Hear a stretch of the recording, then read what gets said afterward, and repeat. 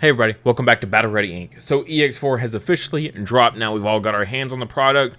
So what do we need to complete our collections, right? What are the prime targets in this set that we need to get playsets of, or at least as many copies as possible, because they're going to be outstanding cards that we're going to want to keep in our collections for the foreseeable future. That's what today's video is. We're going to be looking at the best cards of the set, as well as, in my opinion, some of the most underrated cards in this set. All right, let's go ahead and get into this. But don't forget, though, this month's featured memory marker is Ravemon. So if you are a Lugomon fan, really enjoying the Lugomon reveals and everything like that, and the new Seeker story, you're definitely going to want to get a hold of this little guy. Absolutely adorable. This is handmade out of clay, hand painted as well, all by my wife, Digimon. This is our featured memory marker for the month for Patreon rewards, as well as you can also find this on her on her Etsy page directly if you want to go there and order it also. Also, there you can find all of her previous memory markers that we featured on the channel for her in the past. However, she has informed me that some of them will be leaving the shop here soon, as she doesn't plan on making any more of them for one reason or another. So if you want to get a hold of them, make sure you go ahead and order the ones you've been waiting on getting, because they might not be there much longer. All right, so I've got the whole set pulled up right here on digimoncard.dev. So we're just going to kind of just go in order that the cards appear on throughout the set. This isn't in any particular order or anything like that. I just really wanted to cover the highlights and why I think if you don't buy sealed product and you just buy singles, make sure you pick these up. Even if they're just commons, I think they're going to be exceptionally powerful, and you're going to definitely want to get your hands on them. First up, we'll go ahead and jump into this Gilmon. The new just a 3-play cost on play. If both players' trashes contain 20 or more cards total, so just 20 or more cards, and both players' trash combined, this Digimon gains Rush for the turn. A 3-drop rookie with Rush. Like, pretty easy, honestly, to get Rush. I mean, by like mid-game, all of your Gilmons are all going to have Rush, like, moving forward. This is fantastic. And he's a purple card, so you know what that means? Yes, Nailbone with this and Promote is so good. Really, really dirty, powerful combo. Now, this Gilmon is so good.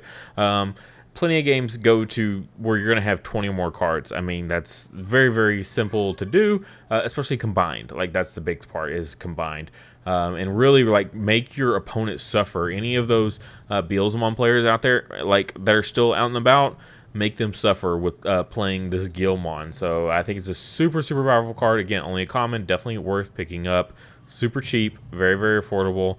Very powerful rookie, super underrated. No one's even talking about it for some reason.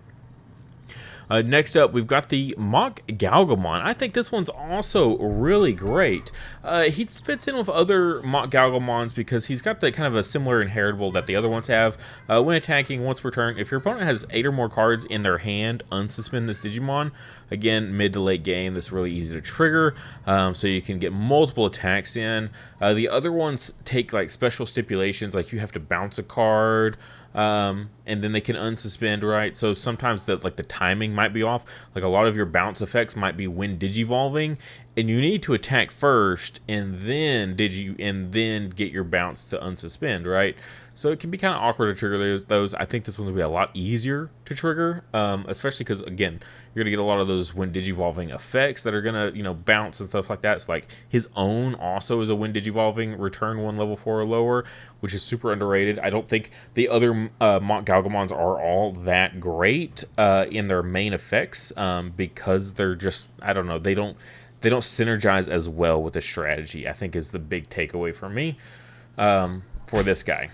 All right, next up on the list is this Antylamon. I think this is another one that's super underrated, mainly just for this one effect here. End of attack on a level 5 if you have 3 or fewer security cards, recovery +1. It has Alliance, right? So you can bump its DP up. Normally only in 8K, you can bump its DP up, give it security attack +1 and all that stuff. So it's more likely to survive the security checks by having a higher DP.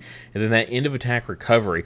You just don't see recovery like this on a level 5 too often. You'll see, like the only comparable one would be the Antylamon, the old Antylamon, the when digivolving effect one. But this is great because you can evo it in raising area, keep it protected till you need it kind of situation, and get that setup going for the alliance deck.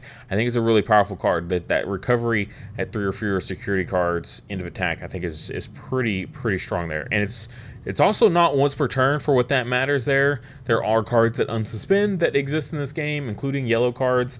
So unsuspending, attack again. You know, you can get multiple recoveries off of this, and it's not a one-time thing. So even if it comes back to your turn, it's still alive. You can attack again, get more recovery. So yeah, just I think a little bit better than a when digivolving effect. So pretty cool card there.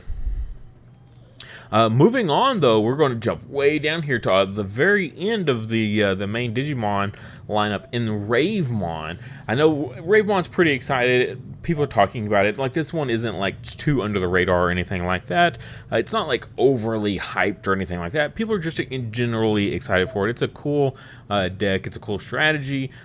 Great artwork, fantastic artwork. But I don't think it's really been talked about how like game-changing this is for the game, because we haven't had anything like this before. So end of attack, by deleting this Digimon that had a Digivolution card with Bird or Avian in one of its traits, play one Ravemon from your trash at the end of your opponent's turn without paying its memory cost. Like, that's huge, because that gets it off the field, because that's usually the biggest threat, is you get your big stack out there, right? And then it's your opponent's turn, and then they can do whatever they want to clear it. This, he's just like, okay, I'm just going to bamf out, and then I'm going to come back in at the end of your turn once you're already done, and I can do my shenanigans again. All right, now jumping down here, now we're going to get into the options. That was it for the Digimon. I know not too many. We will talk about the secrets, though, don't worry. But as part of the main set, that was it. Not a whole lot, but I think the options is really impressing me this go around. Trident Gaia, right? 8 play cost, red removal option. Delete one of your opponent's Digimon with the highest DP. That's usually what you use your removal on most of the time, so that's pretty good. If a Digimon with 8 or 13,000 DP or more is deleted by this effect, trash the top card of your opponent's security stack.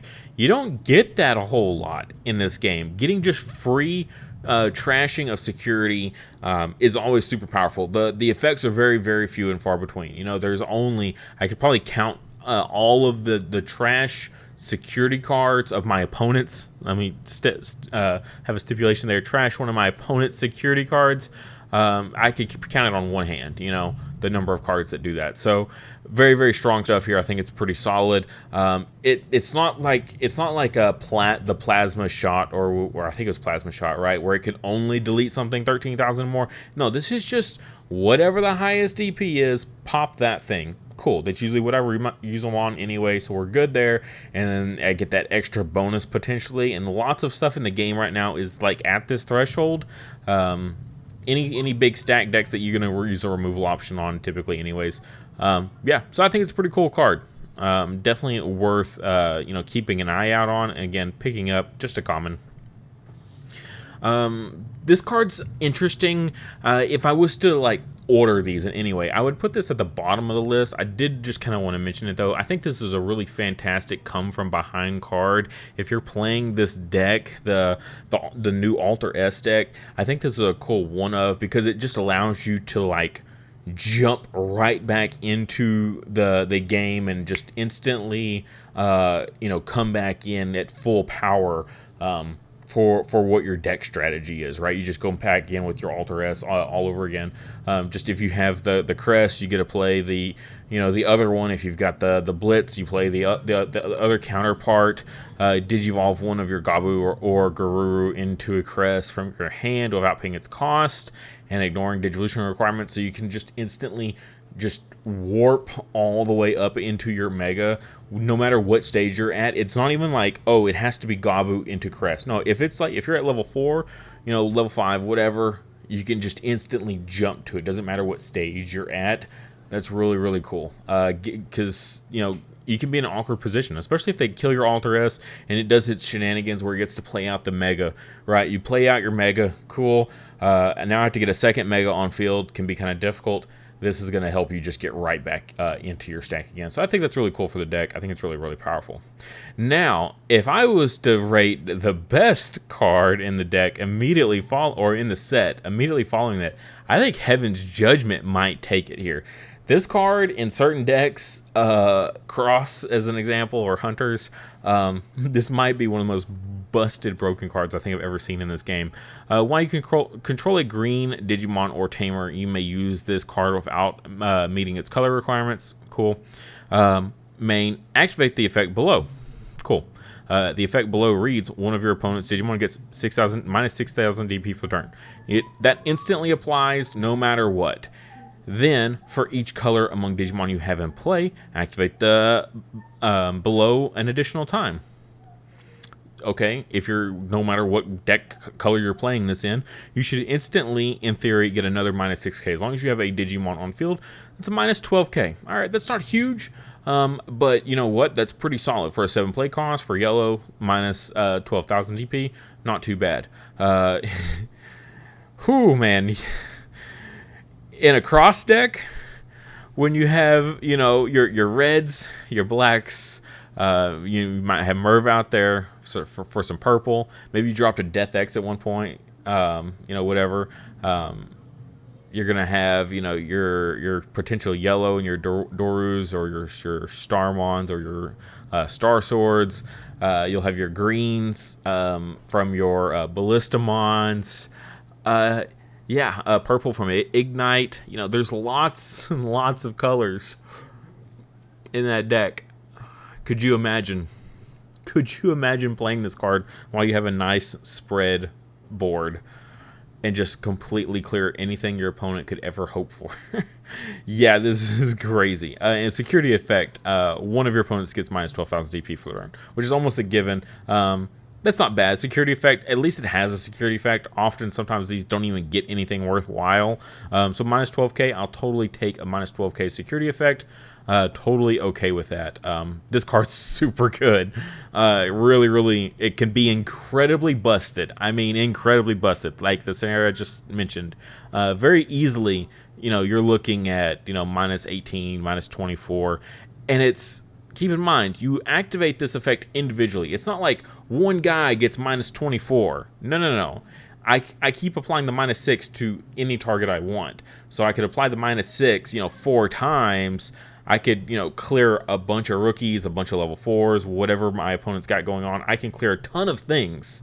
It's that yellow, like, machine gun effect, like the old ShineGreymon, where you just get a split fire on all of your effects. Stupid strong card. Absolutely crazy good card. Another one I think is flying under the radar a little bit is Digital Translator. Been talking about this with a friend of mine, Jordan. He's the one that let me borrow all my alt arts that I used at Nats. He was talking about this card and some crazy shenanigans you do. So it's treated as a plugin, and while you have a Tamer in play, you know, you don't have to meet the color requirements. Standard plugin stuff. Choose one of your level 6 Digimon card in play. You may Digivolve the chosen Digimon into a level 6 Digimon card with a different name and that has the chosen Digimon name in its name from your hand, ignoring Digivolution requirements and without paying its Digivolution cost. Because you play the 3 memory, that's essentially going to be your cost.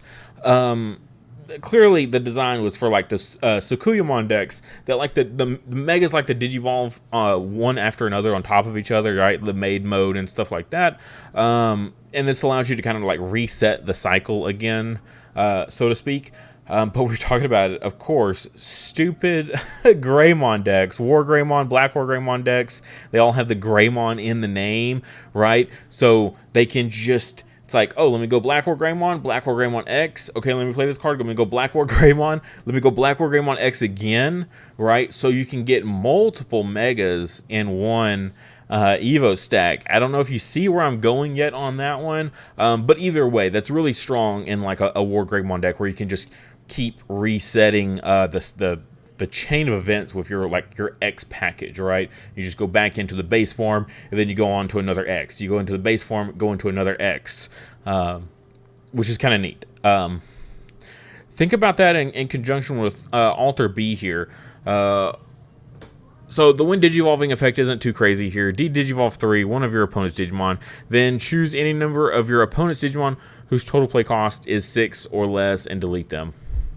Like solid, not like crazy blowout. It's not bad though. That Digivolving first can be pretty like huge, pretty crucial, because you're gonna dodge a lot of like protection effects and things like that if you can get the stack down below the protection effect inheritable, things like that. So that's not too bad. Kind of dig it. 5 Evo cost on top of a black level 6, or 2 Evo on top of a level 7 with Omnimon in the name. Not too bad. But think about this in that card we just talked about. When attacking, by trashing up to 3 level 6 or higher cards from this Digimon Situation cards, for each card trash, delete one of your opponent's Digimon or Tamers with the lowest play cost. So you could delete 3 things there. Tamers or Digimon with the lowest play cost. If 3 cards were trashed, not deleted, mind you, if your opponent's field is empty and you still trash 3, you still get this next support. As long as you it just worries about trashed, not about what's deleted. Trash the top 2 cards of your opponent's security stack. So we were talking about earlier about, you know, the number of cards in the game that can trash security is pretty limited. I don't think there's anything out there that trashes 2 of them. This is pretty mind-blowing. This is a game-ending, like, immediate card. Like, you just win right here with this. You trash almost half of your opponent's security in one fell swoop, and you get to delete 3 Digimon in the process, which could clear your opponent's field of any sort of, you know, blockers or interruptions, things like that. So powerful card. Even without the context of the digital translator, like in its the Alter S deck, which is intended for, you know, you've got the Blitz and the Crest, and then they combine together to make the Alter S, and then you go Alter B on top of the Alter S. That's where you get your 3 normally. But I think with Digital Translator, it kind of like the fact that they released them together, and look, they're literally side by side in the set. They knew what they were doing.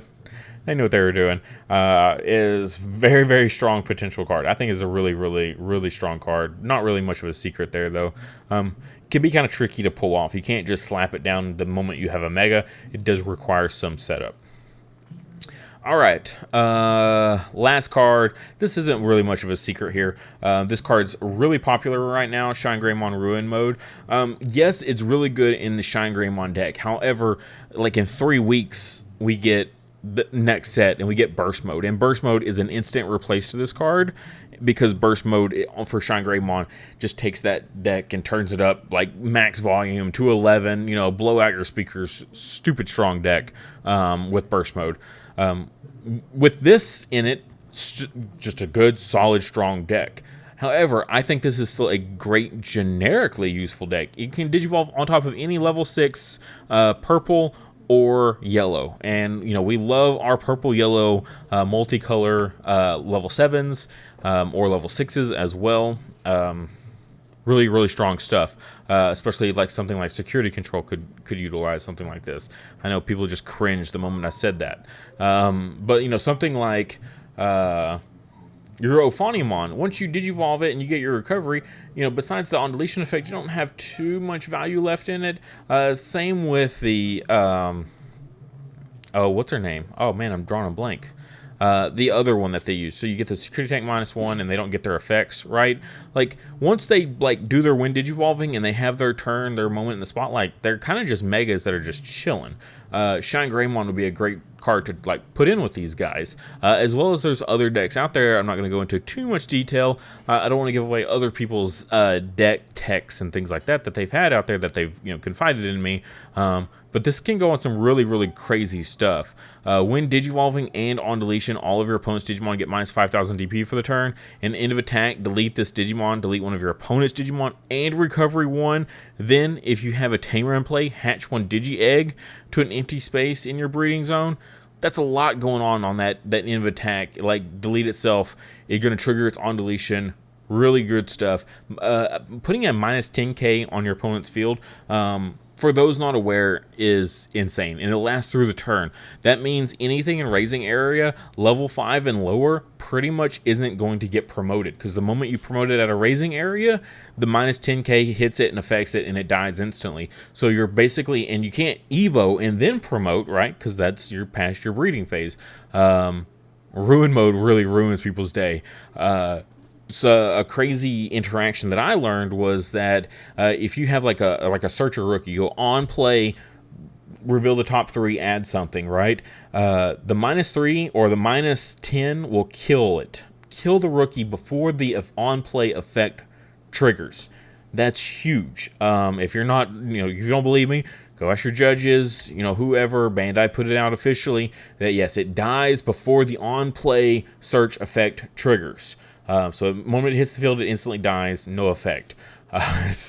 You just turn your opponent's turn off. Basically, all they got is options and tamers. They cannot do anything with Digimon unless they're like already set up with like a mega ready to go. Really strong card here, and especially in those decks, like I said, once the mega has done its thing and it's pretty much just done, go ahead and drop your ShineGreymon down on top of it. So any deck where your mega is like, once it's spent and you don't need it anymore, just go into a ruin mode and ruin your opponent's day. Because yeah, you're going to get so much value out of that, because you're going to attack and either swing over something, or you're going to get a security check, you're going to get the recovery, you're going to get another pop of one of your opponent's Digimon, then you get to hatch an egg and just start a whole new Evo chain all over again. Yeah, this card is really good. Ravemon. Once Ravemon comes back and he's kind of done its thing, he can't pop himself, a second time with his ability, because it only works while he has sources. If he has no sources, he's just an 11k body just kind of chilling here. He still gets his on-deletion effect, which is, still not bad as long as it's in a situation that's preferable to trigger. But hey, maybe ruin mode on top of your Ravemon. Maybe there's something there on that that you can look into. So yeah, ruin mode is going to end it here for us here. I think it's a very strong card.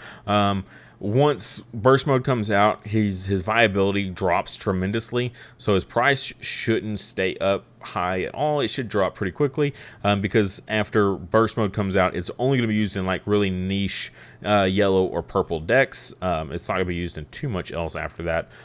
So it should drop a decent bit, assuming no one has some crazy tech that they just lay on us at one of the regionals next month, and then the card shoots up. That could happen. We'd have a little bit of time before that event. So hope you guys enjoyed. Hope you learned something. If you haven't already, please like the video and subscribe to the channel. I'm trying to get to that 5K. It's a grind, but I'd really like to get to the 5K as soon as possible. Do a big giveaway for you guys. Give lots of stuff away. It might be my last giveaway until like 10K. So if you're a fan of the channel, you haven't already, please subscribe. Tell your friends, subscribe. Get us to that 5K. Let's do a big giveaway for everybody and have some fun.